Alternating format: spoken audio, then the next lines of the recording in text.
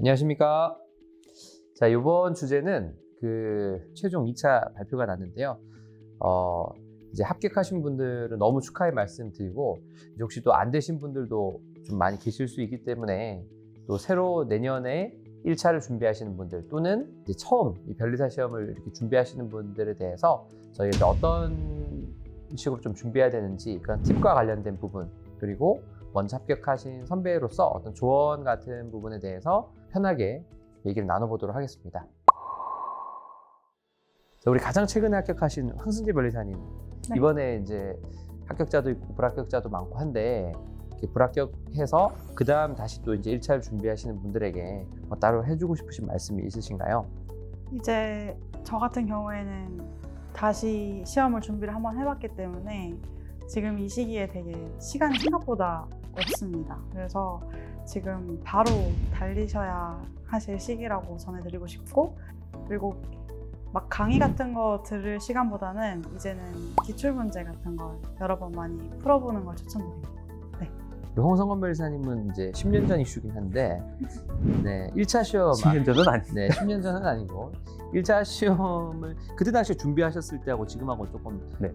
뭐 좀 다른 부분이 있을 수도 있을 것 같기도 한데, 그래도 뭐 어떻게 공부라는 게 비슷한 방향이니까 그때 당시에 기억을 좀 더듬어가지고 좀 하고 싶으신 말씀, 해주고 싶으신 말씀. 근데 시험 사실 많이 봐가지고 몇 번 시험을 치셨어요? 저는 1차는 한 3번? 1차 3번. 3번, 4번 본 것 같습니다. 2차도 한 3번, 4번 봤고. 우리 황 변리사님은 2차 몇 번 보셨어요? 전 2차는 3번 봤지만 네. 1차는 저도 3번 봤어요. 아, 1차 3번 보시고. 네. 전 1차 2번 보고 2차 3번 보고 합격했는데, 다들 사연이 있으신 분들이고, 네, 아마 제가 봤을 때 좀 뭐 그런 부분이, 이제 저 같은 경우도 경험이 기득 때 저는 붙을 줄 알았어요. 1차를 합격하고 2차를 2번 칠 수가 있는데, 이제 2번째 치는 이제 2차 시험, 자신감이 있는 2차 시험을 봤는데 당연히 붙을 줄 알았는데 아깝게 떨어져가지고, 저도 멘붕이 좀 많이 와가지고 되게 짧은 시간에 공부를 했었는데, 말씀하셨던 것처럼 강의를 뭔가 새로 끊어가지고 듣는 거는 답이 안 나오는 구조인 것 같고, 그나마 디자인 보호법 같은 경우는 이제 저는 선택이 디자인이 아니었다 보니까 디자인만 정말 짧게 강의로 듣고, 나머지는 말씀하신 것처럼 기출 위주로, 그리고 뭐 그때 당시에는 알짜민법이라는 책이 잘 돼 있어서 그거 위주로 했었는데, 그러면 3시를 하신 거죠? 2차를 치고 나서? 네. 그럼 그때는 다 기출 위주로 우리 하셨나요, 공부를? 네, 기출문제만 풀었습니다. 홍성건 변리사님은 3시 같은 느낌으로 2차 치고 1차를 다시 이렇게. 그렇죠. 저도 1차 다시 본 적이 뭐 여러 번 있으니까요.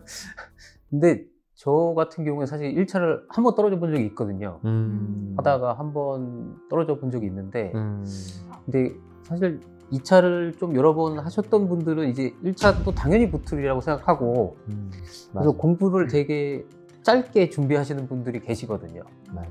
저도 그러다가 이제 한 문제로 딱 떨어진 본 적이 있는데, 그때 느낀 거는 이게 1차 시험도 준비를 물론 적게 해도 이제 많이 하셨던 분들은 다 붙을 수 있는데, 근데 이제 암기가 중요한 과목들이 있거든요. 뭐 민법이나 이런 것 같은 경우에 특히 매년 최신 판례가 새로 나오고 그 양이 생각보다 좀 방대할 수 있거든요. 그래서 그런 거 같은 거는 꼭 미리 팔로우업을 꼭 하고 나서 시험에 들어가셔야 되니까, 그런 부분을 좀 가장 많이 챙기는 게 중요하지 않을까, 그렇게 생각합니다.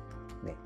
근데 사실 저는 이렇게 좀 생각하는 것 같아요. 이게 시험을 막상 저도 여러 번 쳐본 사람 입장에서 제가 느끼는 바는, 이게 사람의 컨디션이나 운이 있잖아요. 찍은 거 맞는 운빨. 이게 약간 사인함수 같다 그래야 되나? 약간 사인함수 같은 이런 느낌이어서, 어떤 사람의 기량이 이제 절대 상수 K 값이 있고 플러스 사인 값인데, 뭔 소리지? 이게 이제 뭔 소리야? 합격 커트라인이 여기 있는데 내 능력이 한 요 정도 되고, 이 사인이 왔다 갔다 컨디션에 따라서 운이 좀 좋아야 붙는 그런 사람이 있는가 하면, 어떤 사람은 이 캐파가 완전 넘어가서 정말 불운하지만 않으면 떨어지지 않는 이런 사람들로 나뉘는 것 같아요. 근데 제가 이제 맨날 얘기하는 게, 이 어떤 합격선을 초월해버린 사람들이 있거든요.